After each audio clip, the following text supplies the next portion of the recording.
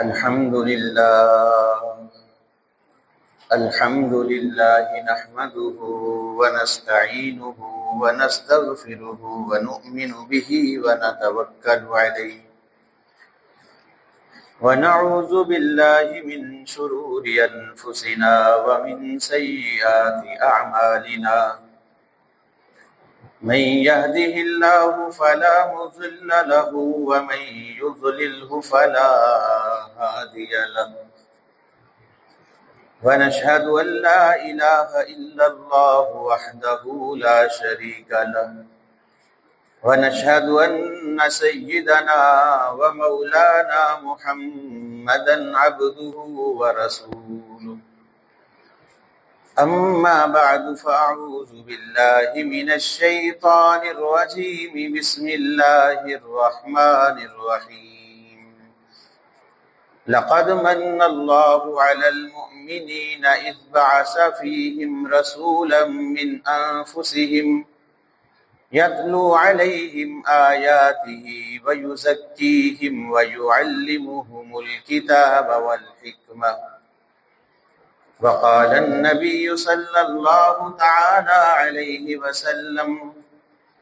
لا يؤمن أحدكم حتى أكون أحب إليه من والده وولده والناس أجمعين وقال عليه الصلاة والسلام لا يؤمن أحدكم حتى يكون هواه تبعا لما جئت به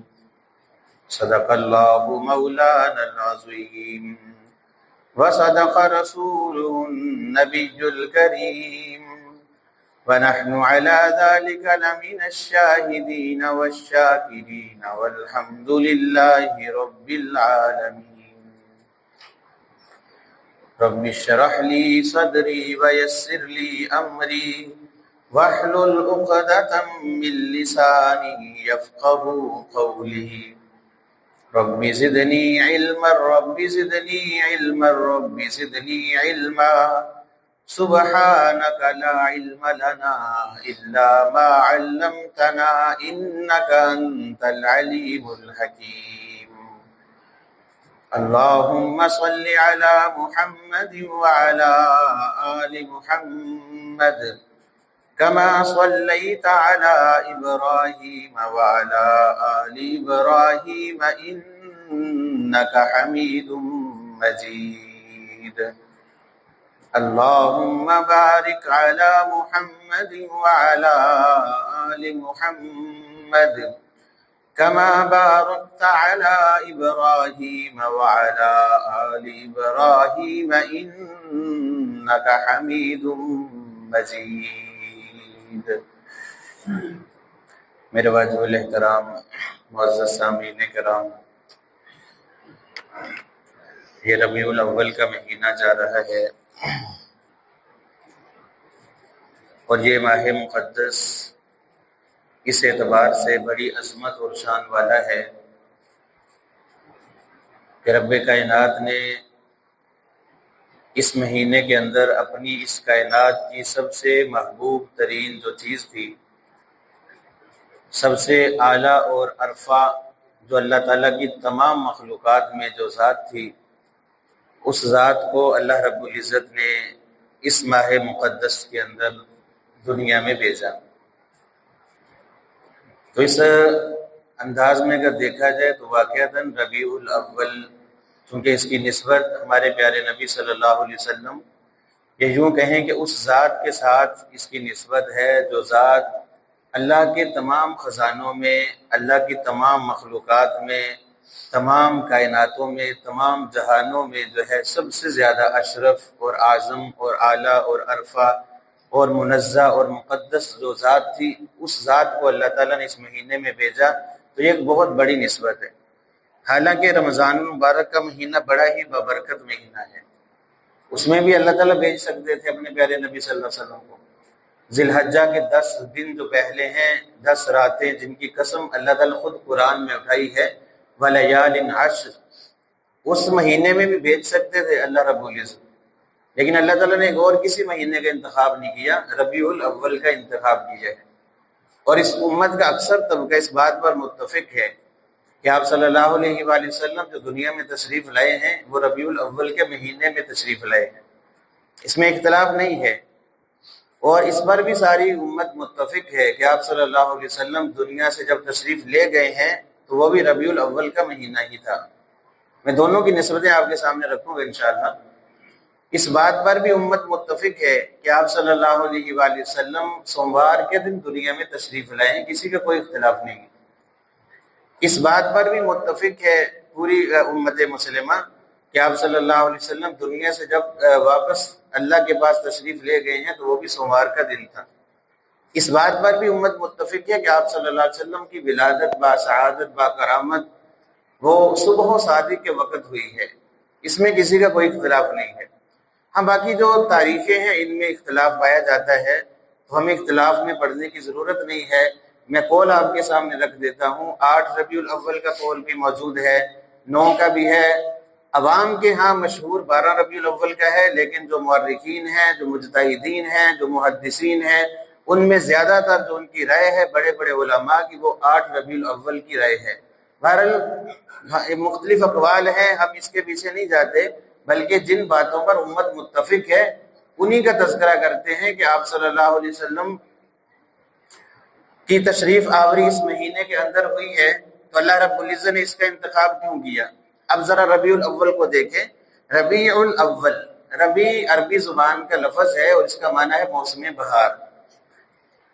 اول کا معنی پہلا، یہ بھی عربی کا ہی لفظ ہے، ہر بندہ اس کا معنی تو جانتا ہے۔ تو ربیع کا معنی بہار، موسم بہار، اور اول کا معنی پہلا، یوں کہہ لیں کہ یہ پہلی بہار ہے۔ آپ صلی اللہ علیہ وسلم کو دنیا میں اللہ تعالیٰ نے بھیجا ہے، اور اس بھیجنے پر اللہ تعالیٰ نے اور کسی چیز کو اس طرح احساناً بیان نہیں کیا قرآن مجید میں۔ پورا قرآن اٹھا کر دیکھ لیں، یہ واحد منظر ہے، واحد ایک جگہ ہے قرآن مجید کی جہاں اللہ تعالیٰ نے آپ صلی اللہ علیہ وسلم کی بعثت کا ذکر فرمایا ہے اور امت پر کو کیا فرمایا، لقد من اللہ علی المؤمنین۔ اللہ تعالیٰ نے ایمان والوں پر یہ احسان بنایا ہے، احسان جو ہے کیا ہے کہ اللہ تعالیٰ نے انہی مومنین میں سے، انہی کے یعنی انسانوں میں سے اللہ تعالیٰ نے اپنا ایک رسول بھیجا ہے، نبی بھیجا ہے۔ آپ صلی اللہ علیہ وسلم کے بھیجنے کو اللہ تعالیٰ احسان کے طور پر بیان فرما رہے ہیں۔ اب دیکھیں، آپ صلی اللہ علیہ وآلہ وسلم کا دنیا میں تشریف لانا یا اللہ رب العزت کا بھیجنا، آپ صلی اللہ علیہ وسلم کو دنیا میں بھیجنا یہ یقیناً اللہ کا بہت بڑا احسان ہے، صرف مسلمانوں پر نہیں بلکہ تمام جہانوں پر احسان ہے، اس پوری کائنات پر اللہ رب العزت کا احسان ہے۔ کیوں؟ اس لیے کہ آپ صلی اللہ علیہ وآلہ وسلم دنیا میں جو آئے ہیں صرف انسانوں کے لیے نہیں بلکہ نہ جنوں کے لیے، نہ فقط جو ہے مسلمانوں کے لیے، نہ فقط کافروں کے لیے، نہ فقط حیوانوں جانوروں کے لیے، بلکہ نہیں، قرآن مجید میں اللہ تعالیٰ خوبصورت جو ٹائٹل دیا اپنے پیارے حبیب صلی اللہ علیہ وسلم کو، کیا فرمایا، وَمَا أَرْسَلْنَاكَ إِلَّا رَحْمَةً لِلْعَالَمِينَ، اے میرے محبوب ہم نے آپ کو تمام جہانوں کے لیے رحمت بنا کر بھیجا ہے۔ ہمارے سامنے تو یہ دنیا ہے یا برزخ کا ہم نے معاملہ سنا ہے یا عالم آخرت ہے، یہ تین ہی جہان ہیں، لیکن اللہ تعالیٰ کی اس کائنات میں بڑے جہان ہیں اور تمام جہانوں کے لیے اللہ کے نبی کا وجود جو ہے وہ رحمت ہے، اللہ تعالیٰ رحمت بیان فرمایا۔ تو ربیع الاول کا معنی کہ پہلی رحمت اللہ کی آ گئی، اللہ نے پہلی بہار عطا فرما دی اس کائنات کو۔ کہ کیسی بہار تھی؟ اشارہ اس بات کی طرف تھا اب جو ہے خزاں کا دور ختم ہو گیا، اب بہار شروع ہوگی۔ آپ جانتے جب بہار آتی ہے فصلوں پر، درختوں پر، تو کس طرح تر و تازگی اور شادابی ہوتی ہے۔ اسی طرح جب اللہ تعالیٰ نے اس مہینے کا انتخاب فرمایا اور آپ صلی اللہ علیہ وسلم کس مہینے کے اندر بھیجا تو یوں سمجھے کہ کائنات میں بہار آ گئی، ظلم کا خاتمہ ہو گیا اور جو ہے جو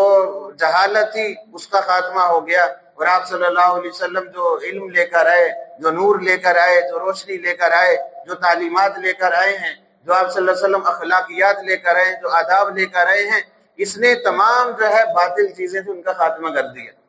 آپ صلی اللہ علیہ وسلم کا وجود مبارک، آپ کا دنیا میں تشریف لانا ظاہری اعتبار سے بڑا عجیب تھا، تفصیل کا وقت نہیں ہے، عجیب انداز میں اللہ کے نبی کی تخلیق ہوئی ہے۔ آپ صلی اللہ علیہ وسلم جیسے ہی جو ہے، بلکہ ایک حدیث میں یہاں تک آتا ہے کہ میں پاک صلبوں سے پاک رحموں کی طرف منتقل ہوتا ہوا آیا ہوں، اور آپ صلی اللہ علیہ وسلم کا یہ عجیب معاملہ تھا، جس باب کی صلب میں اللہ کے نبی صلی اللہ علیہ وسلم ہوتے تھے اس باب کے چہرے پر جو ہے عجیب قسم کی ایک رونق اور ایک چمک ہوتی تھی، یہ نور نبوت اس کی پیشانی پر چمکتا تھا۔ واقعات آتے ہیں، یہ آپ صلی اللہ علیہ وسلم کے جو والد محترم ہیں حضرت عبداللہ، ان کا واقعہ آتا ہے، یعنی آپ صلی اللہ علیہ وسلم کے جو ہے کی نشانیاں دنیا میں تشریف لانے سے پہلے ظاہر ہونا شروع ہو چکی تھی۔ آپ صلی اللہ علیہ وسلم کے دادا جو تھی وہ آپ کے والد عبداللہ کو لے کر جو ہے رشتے کے لیے مدینہ طیبہ کی سرزمین جہاں آپ صلی اللہ علیہ وسلم کا ننھال ہے وہیں کی خاتون تھی، وہاں تشریف لے جا رہے تھے۔ راستے میں جو ہے ایک جگہ پڑاؤ کیا تو وہاں کہیں کسی راہبہ کا ایک مکان تھا، اس راہبہ کی نظر پڑی حضرت عبداللہ پر۔ پہلی کتابوں کی وہ عالمہ تھی، جانتی تھی آپ صلی اللہ علیہ وسلم کی ساری نشانیاں پہلی کتابوں میں موجود تھی، بلکہ آپ صلی اللہ علیہ وسلم جو ہے کہ صحابہ کی اور آپ صلی اللہ علیہ وسلم کے جو جس نسل خاندان میں آئیں گے وہ بھی ساری نشانیاں موجود تھیں۔ اب اس نے جو ہے پیغام بھیجا عبداللہ کے ہاں کہ میں چاہتی ہوں کہ آپ میرے ساتھ نکاح کر لیں۔ تو پیغام واپس جواب دے دیا کہ میں ایسا نہیں کر سکتا، میرے والد میرے ساتھ موجود ہے، جہاں ان کی مرضی ہے وہی میری بھی رضامندی ہے، میں ایسا کوئی اقدام نہیں کر سکتا، میں ایک شریف گھرانے سے تعلق رکھتا ہوں اور یہ کام میں نہیں کر سکتا۔ اب اس نے پیشکش کی اور پیشکش بڑی عجیب اس نے کی، وہ جانتی تھی یہ سارے معاملات کو، کیونکہ عالمہ تھی، ایک پہلی کتابوں کی جاننے والی تھی۔ کہنے لگی کہ میں آپ کو پیشکش یہ کرتی ہوں صرف آپ ایک رات میرے ساتھ گزار لیں، میں آپ کو پیشکش کرتی ہوں کہ جتنے آپ کو بچانے کی خاطر اونٹ ذبح ہوئے تھے میں اتنے اونٹ آپ کو دیتی ہوں، صرف ایک رات میرے ساتھ گزار لیں۔ تو حضرت عبداللہ کہنے لگے کیسی باتیں کر رہی ہے، میں ایک شریف خاندان سے تعلق رکھتا ہوں، ہم نے تو کبھی ایسی بات کا سوچا تک نہیں، تو میرے ساتھ ایسی بات کر رہی ہے۔ انکار کر دیا، جواب دے دیا، وہاں سے رخصت ہو گئے۔ مدینہ طیبہ میں نکاح ہوا حضرت آمنہ کے ساتھ، آپسی دوبارہ پڑاؤ ہوا اور اس خاتون نے دیکھا اور جو ہے پوچھا کہ اب میرا نکاح ہو چکا ہے، اب میں اب آگے اور بھی نکاح کر سکتا ہوں، اب نکاح کرنا چاہتی ہوں تو میں حاضر ہوں۔ تو اس نے کہا کہ اب مجھے ضرورت نہیں ہے، جو تیری پیشانی پہ ایک نور چمکتا تھا وہ اب کہیں اور منتقل ہو چکا ہے، اب جو ہے مجھے ضرورت نہیں ہے۔ یعنی آپ صلی اللہ علیہ وسلم کا کیا فرمان ہے کہ میں پاک سلبوں سے پاک رحموں کی طرف منتقل ہوتا ہوا آیا ہوں۔ مطلب کیا ہے کہ میرے پورے نسب میں آدم علیہ السلام سے لے کر میرے والد گرامی تک میرے پورے نسب میں کوئی جو ہے فاحشہ عورت نہیں آئی، نہ ہی کوئی زانی مرد آیا ہے۔ اللہ تعالیٰ نے میرے پورے نسب کو پاکیزہ رکھا ہے ان باتوں سے، یعنی اس طرح میں منتقل ہوتا ہوا آیا ہوں۔ اور آپ صلی اللہ علیہ وسلم کی بڑی نشانیاں جو ہے دنیا میں تشریف لانے سے پہلے جو ہے وہ اس کے مشاہدے کیے گئے۔ حضرت آمنہ رضی اللہ عنہا خود فرماتی ہے کہ میں جس پاؤں پر پتھر پر پاؤں رکھتی تھی وہ پاؤں جو پتھر میرے سامنے پاؤں کے نیچے روئی کی طرح نرم ہو جاتا تھا۔ جب میں باہر نکلتی، جب سے یہ بچہ میرے پیٹ میں آیا ہے اور میں نے نظارے ہی بدلتے ہوئے دیکھے ہیں سارے، کہ کیا میں دیکھتی ہوں کہ آسمان پر جب تیز دھوپ ہوتی ہے تو ایک بادل کا ٹکڑا میرے اوپر سایہ کرتا ہے، اور میں کنویں پر جاتی ہوں تو خود کنویں کا پانی میرے قدموں پر بوسہ دینے کے لیے آ جاتا ہے، خود اوپر آ جاتا ہے۔ یعنی اس طرح کے مناظر۔ اور جو ہے جب حضرت عبداللہ کا انتقال ہوا نا تو ظاہر بات ہے باپ کے لیے بڑا صدمہ تھا، جوان العمر بیٹا 25 یا 26 سال کی عمر تھی جب انتقال ہو گیا ہے حضرت عبداللہ کا، اور آپ صلی اللہ علیہ وسلم ماں کے پیٹ میں تھے اس وقت، انتقال ہوا ہے، بڑا صدمہ تھا حضرت عبد المطلب کے لیے۔ بڑا جوان بیٹے کی موت تو ویسے والدین کو بوڑھا کر دیتی اور بالکل ختم کر دیتی، اللہ تعالیٰ کسی کو ایسا صدمہ نہ دکھائے۔ اب جوان العمر بیٹے کی موت ہے اور جو ہے صدمے کی حالت ہے، گھر میں تشریف لائے تو گھر میں خوشبوئیں مہک رہی ہیں، تو اپنی بیوی سے کہا کہ ذرا بہو سے کہو کہ ابھی میرے بیٹے کا انتقال ہوا ہے، اتنی تیز خوشبو نہ لگایا کرے، مجھے دکھ پہنچتا ہے، تکلیف ہوتی ہے، اور ویسے بھی جائز نہیں ہے، مناسب نہیں ہے کہ شوہر کا انتقال ہو اور بیوی زیب و زینت اختیار کرے۔ حضرت آمنہ کی آنکھوں سے آنسو جاری ہو گئے، اپنی ساس محترمہ سے کہنے لگی اماں جان میں کیا کروں، میں کوئی خوشبو استعمال نہیں کرتی، جب سے یہ بیٹا میں حاملہ ہوئی ہوں اس وقت سے میرے پسینے سے بھی خوشبوئیں آنا شروع ہو گئی ہیں، میں خود خوشبو نہیں لگاتی۔ یعنی آپ صلی اللہ علیہ وسلم ابھی دنیا میں تشریف نہیں لائے، یہ نشانیاں تو اللہ تعالیٰ نے کیا فرمایا کہ لقد من اللہ علی المؤمنین، اللہ تعالیٰ نے احسان کیا ہے، ساری کائنات کے لیے اللہ کے نبی رحمت بن کر تشریف لائے ہیں، اور آپ صلی اللہ علیہ وسلم کا تشریف لانا اس امت کے لیے بہار ہے۔ یعنی اللہ کے نبی کا تشریف لانا اور آپ صلی اللہ علیہ وسلم کا رحمت بن کر بھی تشریف لانا سارے تمام جہانوں کے لیے رحمت، اور تمام جہانوں پر اللہ کا احسان ہے کہ جہاں ظلم و ستم تھا، اور جہاں جو ہے قتل و غارت گری عام تھی، جہاں کوئی انسان نما درندے پھر رہے تھے اور کوئی اس خطے پر حکومت کرنا نہیں چاہتا تھا، یہ جو عرب کا خطہ تھا، خاص طور پر یہاں کے جو لوگ تھے بہت جاہل قسم کے لوگ تھے، اور جب چھوٹی چھوٹی بات پر لڑائی جھگڑے ان میں شروع ہو جاتے، صدیاں بیت جاتی، نسلیں کٹ مرتی، لڑائی جھگڑے ان کے ختم نہیں ہوتے تھے، اتنی جہالت تھی۔ اب لڑائی کس بات پر ہو جاتی؟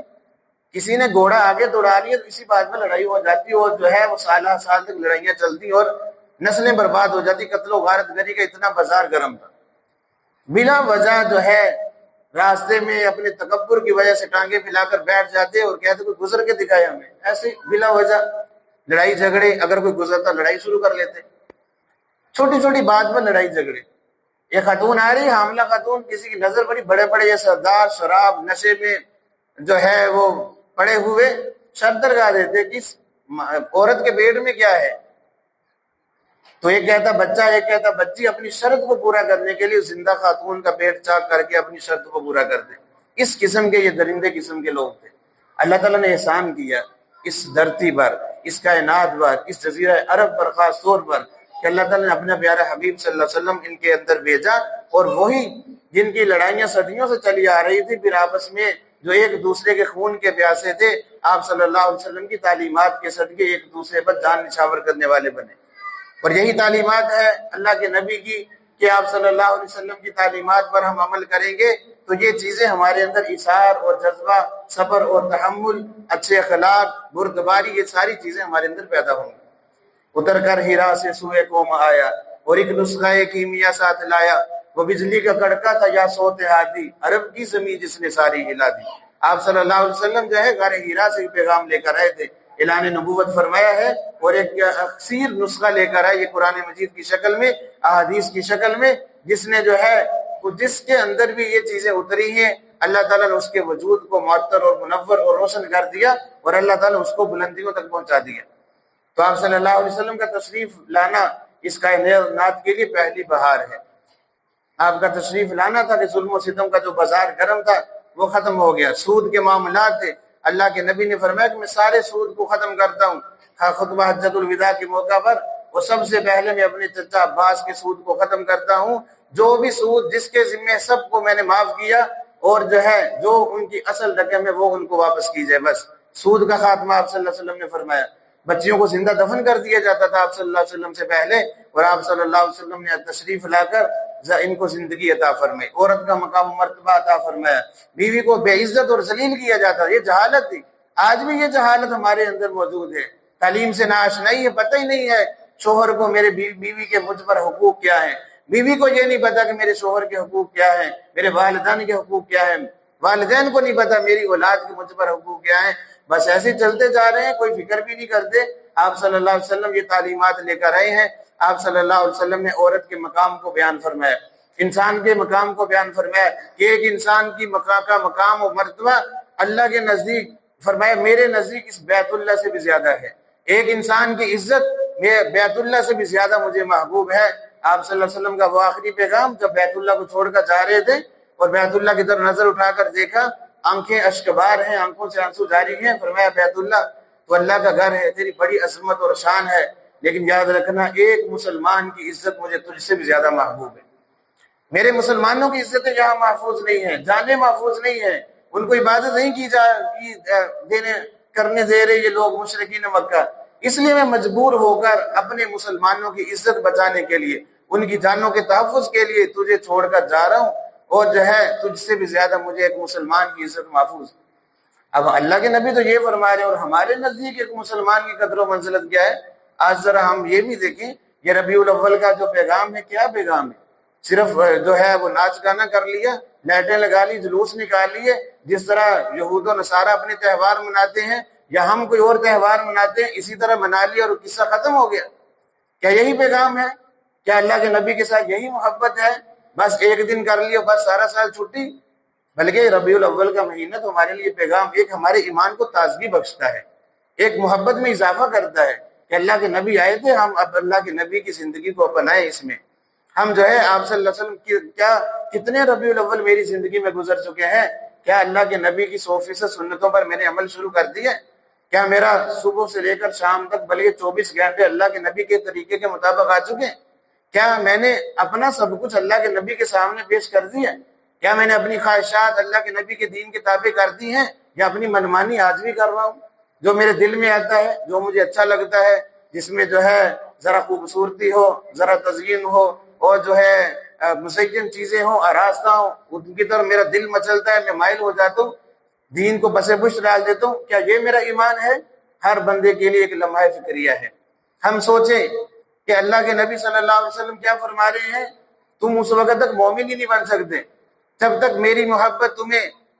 لا یؤمن احدکم حتی اکون احب الیہ من والدہ وولدہ والناس اجمعین، جب تک میری محبت تمہیں والدین، تمہیں تمام انسانوں سے، اپنے جان سے بھی زیادہ نہ ہو جائے، اس وقت تک تم مومن نہیں بن سکتے۔ اور یہ صحابہ کرام نے عملی مظاہرے کیے ہیں اس بات پر۔ صحابہ کرام نے صحیح ہمیں محبت کا درس دیا ہے، اور جس طرح محبت کرنے کا حق تھا صحابہ کرام نے محبت کر کے دکھائی ہے۔ آج ہم میں سے ہر بندہ عاشق رسول ہونے کا دعویٰ کرتا ہے، ہر بندہ کہتا ہے، اور یقیناً کوئی شک نہیں اس میں، ہر مومن کے دل میں اللہ کے نبی کی محبت اللہ نے بٹھائی ہوئی ہے۔ چاہے وہ شرابی بھی ہے تب بھی اس کے دل میں اللہ کے نبی کی محبت ہے۔ اللہ کے نبی کے خلاف کوئی بات کر کے دیکھے، اس کی شراب کا نشہ اتر جائے گا، اس کو پکڑ لے گا گریبان سے، تو کون ہوتا ہے میرے نبی کے بارے میں ایسی بات کرنے والا؟ یقیناً اللہ نے محبت دلوں میں رکھی ہے، لیکن یہ محبت، اس کا اظہار ہم نے کیسے کرنا ہے، اس میں بھی اللہ کے نبی نے ہمیں طریقہ بتایا ہے۔ فرمایا کہ میری محبت تمہیں ہر چیز سے زیادہ ہونی چاہیے، یہ محبت کا تقاضا ہے۔ حضرت ابوبکر صدیق رضی اللہ تعالیٰ کے بیٹے عبد الرحمن، وہ بعد میں مسلمان ہوئے تھے۔ جب مسلمان ہوئے تو اپنے باپ سے کہنے لگے کہ ایک دفعہ جنگ کے میدان میں میری تلوار کی زد میں آپ کئی دفعہ میں نے باپ سمجھ کر چھوڑ دیا، آپ پہ ہاتھ نہیں اٹھایا۔ تو کہنے لگے بیٹا، اپنے بیٹے سے کہہ رہے ہیں،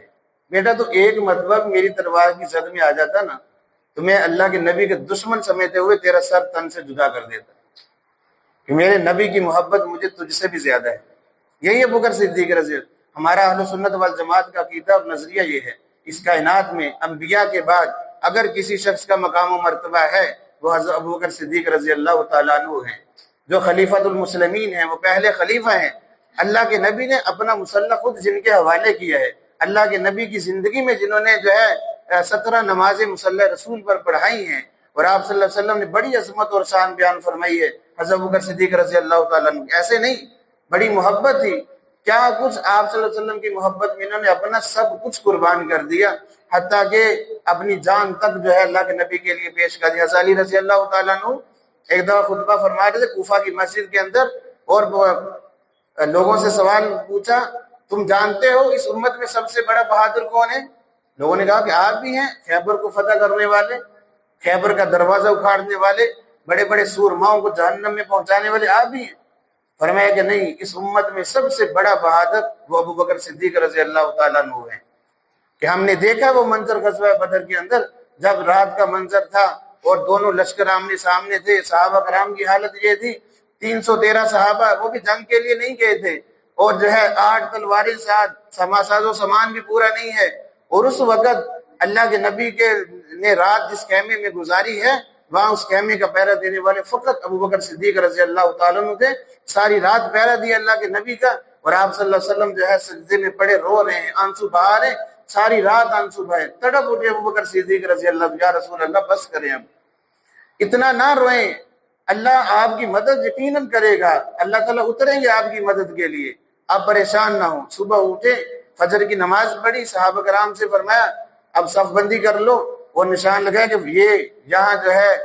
ابو جہل قتل ہوگا، یہاں عتبہ قتل ہوگا، یہاں شیبہ قتل ہوگا، بڑے بڑے کافروں کے نام نشان لگا دیے کہ یہ ان کی جگہ ہے، یہ ان کا مقتل ہے، مجھے دکھا دیے گئے۔ اور صبح ویسے ہی ہوا، تو اسی طرح جو اللہ کے نبی نے نشان لگائے تو وہی وہ مردود پڑا تھا، قتل ہوا پڑا تھا۔ تو اس طرح اللہ تعالیٰ نے آپ صلی اللہ علیہ وسلم کی مدد فرمایا کہ اس موقع پر صرف ابوبکر صدیق رضی اللہ تعالیٰ عنہ تھے، پوری رات پہرا دیا اللہ کے نبی کا، کسی کی ہمت نہیں ہو رہی تھی، اور ابوبکر صدیق رضی اللہ تعالیٰ عنہ سب سے بڑے بہادر ہیں۔ تو کیا ان کے دل میں اللہ کے نبی کی عظمت اور محبت ہے۔ صحابہ کرام تو آپ صلی اللہ علیہ وسلم کی ایک ایک سنت پر مر مٹنے والے تھے۔ آج ہم دعویٰ کرتے ہیں ہم اللہ کے نبی کی شکل و صورت کو اپنانا اپنے لیے عیب سمجھتے ہیں۔ کیوں نہیں ہم اپنا رہے اللہ کے نبی کی سنت؟ کیا اللہ کے نبی کی محبت ہمارے دلوں میں نہیں ہے؟ کیا محبت ہمیں مجبور نہیں کرتی اس بات پر کہ میرے نبی نے یہ کام کیا تھا میں بھی کروں؟ حضرت عبداللہ بن عمر رضی اللہ تعالیٰ بلکہ حضرت علی رضی اللہ تعالیٰ عنہ کی سن لی، سواری پر سوار ہوئے، دعا پڑھی، مسکرانے لگے، پوچھا حضرت یہ کیا ماجرا ہے؟ فرمایا کہ میں نے اپنی آنکھوں سے اللہ کے نبی کو دیکھا تھا، اسی جگہ پہ سواری پر سوار ہوئے تھے، یہ دعا پڑھی تھی اور اسی طرح مسکرائے تھے، میں نے اپنے نبی کی سنت کو زندہ کیا ہے۔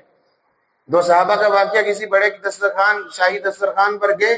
بادشاہوں کی دعوت، اور ایک صحابی کا لقمہ نیچے گر گیا، اٹھا کر کھانے لگے، دوسرے ذرا کونے لگے، کیا کر رہے ہو؟ لوگ کیا کہیں گے کہ مسلمان ہیں اور اتنے بھوکے ہیں کہ لقمہ گر کے وہ بھی اٹھا کر کھا رہے ہیں۔ تو بڑا خوبصورت جملہ بول، فرمایا اترک سنت حبیبی لہؤلاء الحمقاء، میں ان بے وقوفوں کی وجہ سے اپنے نبی کی سنت کو چھوڑ دوں؟ میرا ایمان مجھے یہ جو ہے گوارا نہیں ہے، میرے لیے میرا گوارا نہیں کرتا کہ میں اپنے حبیب کی سنت ان لوگوں کی وجہ سے چھوڑ دوں۔ اور آج ہم کیا کر رہے ہیں؟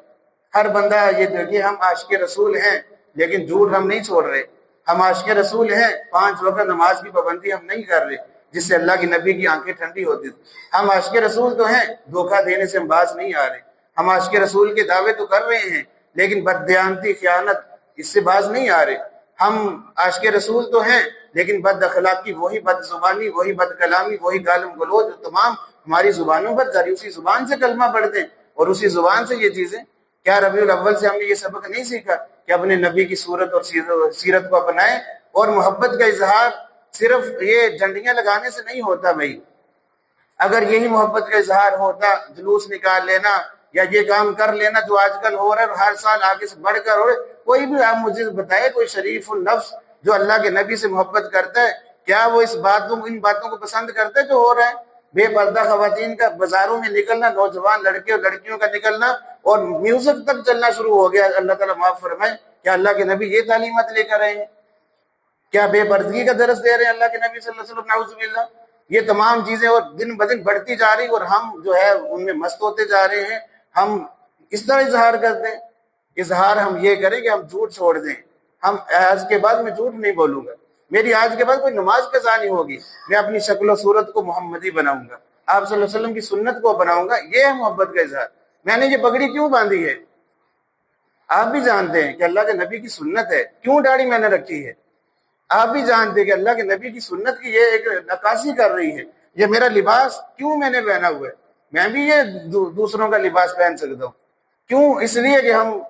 پیشوا ہیں، اللہ نے ایک منصب دیا ہے اور جو ہے لوگوں کو ہم نے اللہ کے نبی کا طریقہ بتانا ہے، سنت بتانا ہے۔ ہم خود ہی سنت پر نہ چلیں گے لوگوں کو کیا پیغام دیں گے؟ اس لیے میری آپ سے مؤدبانہ گزارش ہے، یہ درد دل ہے، ہم اللہ کے نبی کی سنت کو نافذ کریں، اپنی ذات پر بھی، اپنی اولاد پر بھی، اپنے گھروں میں بھی چھوٹی چھوٹی سنتیں، 24 گھنٹے کی سنتیں اللہ کے نبی کے طریقوں کے مطابق ہم کریں گے تو انشاءاللہ کامیابی ہے، وگرنہ یاد رکھیں ان سنتوں کو چھوڑیں گے تو ہمارے لیے دونوں جہانوں کی ناکامی اور نامرادی ہے۔ اللہ رب العزت سے دعا ہے کہ اللہ تعالیٰ ہمیں اپنے پیارے نبی صلی اللہ علیہ وسلم کے نقشے